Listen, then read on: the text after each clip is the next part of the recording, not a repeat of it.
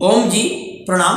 आज आए जानेंगे काली खांसी, पर्टुसिस अर्थात कभी कभी लगातार 1 मिनट तो खांसी होता है, कभी कभी चेहरा लाल हो जाता है, बैगनी कलर हो जाता है।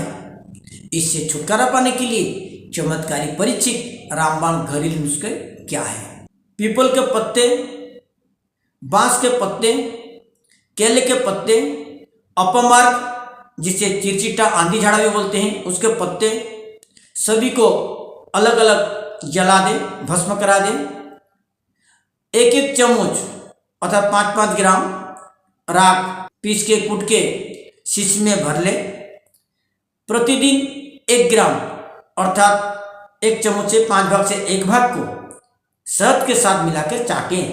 ये काली खांसी और सूखी खांसी की रामबाण दवा है। खांसी दुम दबाकर भाग जाती है।